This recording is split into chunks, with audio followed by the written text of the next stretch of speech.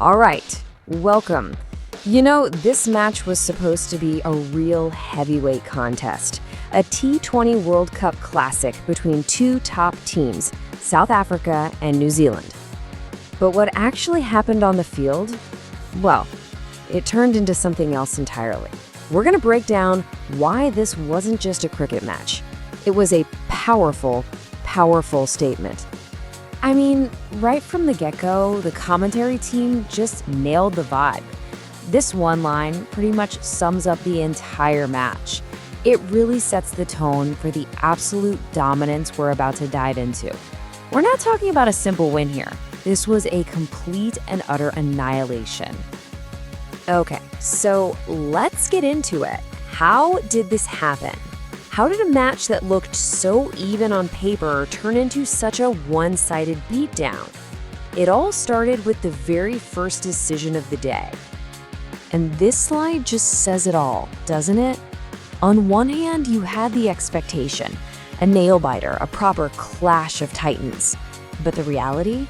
It was a demolition job. South Africa didn't just win, they delivered a clinical, ruthless display of pure power.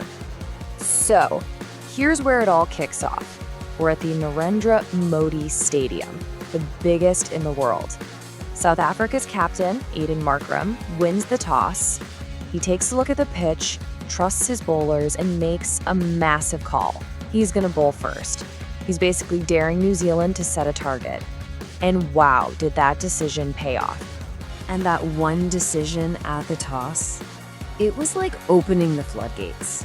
It immediately unleashed the first wave of the South African attack.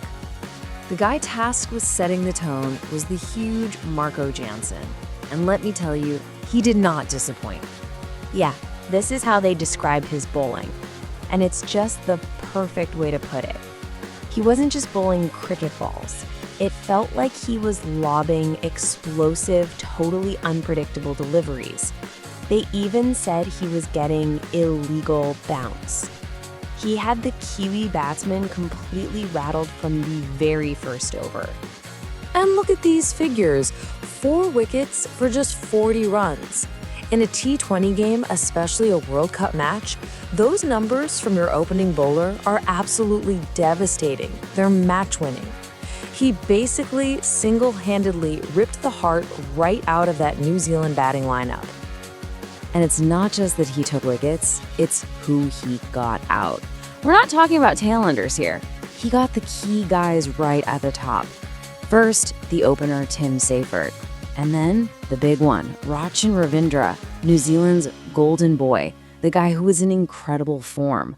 With those two gone so early, the whole foundation of their innings just crumbled. So after Jansen's opening blitz, New Zealand were in absolute tatters at 64 for 4. And you might think, okay, maybe they can recover now. Nope, there was no relief whatsoever.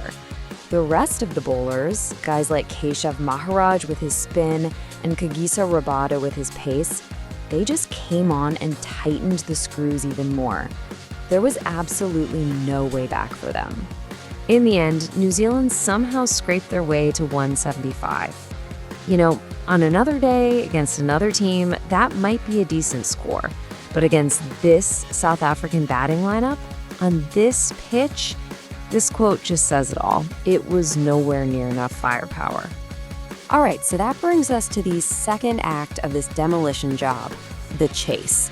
And if the bowling was like a precise surgical strike, the batting, well, that was a full frontal assault, led by the captain himself.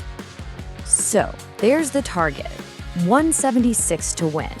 For New Zealand, it was their only glimmer of hope. For South Africa, it was just a number on the board that they planned to mow down, and fast. And this number tells you everything you need to know about the chase. 19 balls. That is all it took for Captain Aiden Markram to smash his 50. He wasn't just batting, he was bullying the bowlers. It honestly looked like he was playing against a school team. And just to put that 19-ball 50 into perspective, this wasn't just fast, it was historic. It was the fastest 50 ever scored by a South African in T20 World Cup history. Just an unbelievable captain's knock, one for the ages, really. And he wasn't done there. Markram finished on 86 not out. He was there from start to finish, steering the ship home. He hit 8 fours and 4 huge sixes. He was both the architect and the executioner of this absolutely brutal chase. But, he didn't do it all by himself. The supporting cast was perfect. Dual Brevis, the kid they call Baby AB, came in and just kept his foot flat on the accelerator. They weren't just cruising to a win. They were, as the commentary said, literally sprinting to the finish line. And that little cameo from Brevis Buses was summed up by this one moment. He hit a six so massive, so powerful, that the commentator joked it was probably still traveling, maybe in orbit somewhere. It was just pure, raw power hitting. So, where does that leave us? Let's get to the final verdict, the ratings. Here's how everyone stacked up in what was an incredibly lopsided game. And the final blow? Of course, it was delivered by the man they call Killer Miller, David Miller. And how did he finish it? With a 6, naturally. South Africa won by 7 wickets, with a massive 17 balls to spare. A complete and utter demolition. And really, these ratings tell you everything. Marco Jansen, the wrecking ball, a perfect 10 out of 10. David Miller, the finisher, gets a solid 9. And then look at this.